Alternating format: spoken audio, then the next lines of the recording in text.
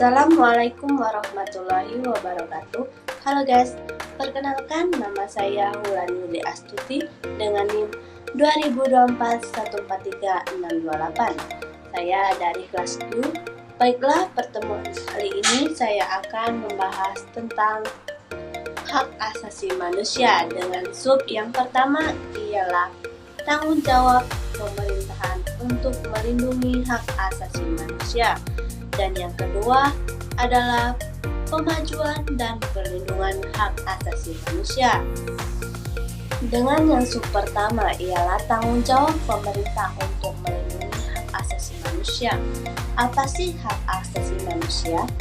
Hak asasi manusia adalah hak-hak dasar yang melekat pada setiap individu sejak lahir, tanpa memandang ras, agama, jenis kelamin, status sosial, atau lainnya.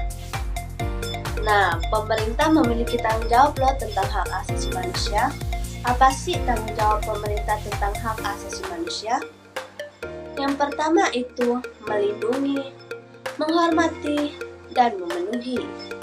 Selain pemerintah memiliki tanggung jawab, pemerintah juga memiliki berbagai mekanisme untuk melindungi hak asasi manusia loh. Mekanismenya adalah yang pertama, Komisi Nasional Hak Asasi Manusia, yang kedua, Lembaga Perlindungan Saksi dan Korban, dan yang terakhir ialah mekanisme pengadilan. Selanjutnya ada contoh tanggung jawab pemerintah untuk melindungi hak asasi manusia. Sebenarnya contoh tanggung jawab pemerintah untuk melindungi hak asasi manusia ini ada banyak, tapi saya memilih dan tertarik untuk memberitahu tentang pentingnya penegakan hukum, yang dimana artinya pemerintah itu harus membuat hukum yang melindungi hak-hak dasar setiap orang, seperti hak atas hidup, kebebasan, dan keamanan pribadi, seperti yang telah dijelaskan pada Undang-Undang Anti Diskriminasi, Undang-Undang atas Kebebasan Pers, dan Undang-Undang tentang Hak Hukum Bersama. Selanjutnya dengan sub kedua, pemajuan dan perlindungan hak asasi manusia.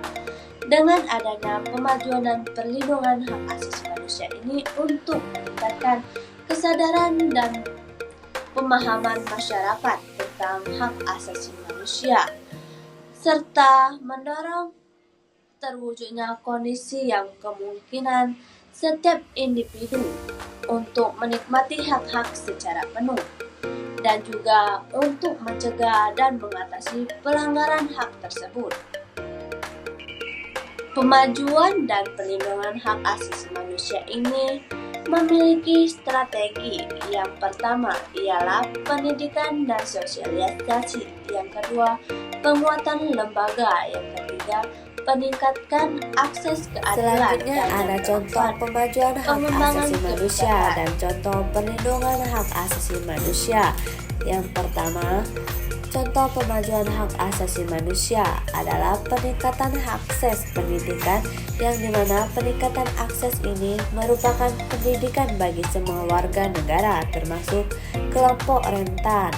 Yang kedua adalah contoh perlindungan hak asasi manusia adalah penanganan kasus pelanggaran hak asasi manusia, yang dimana pemerintahan harus menindak tegas pelaku pelanggaran hak asasi manusia dan memberikan keadilan bagi korban tersebut. Jadi kesimpulannya adalah pemerintah harus memiliki tanggung jawab utama untuk melindungi, menghormati, dan memenuhi hak asasi manusia dan warga negaranya. Selanjutnya, pemajuan dan perlindungan hak asasi manusia merupakan upaya bersama yang membutuhkan peran aktif dari semua pihak, termasuk pemerintahan, masyarakat, dan lembaga swadaya masyarakatnya.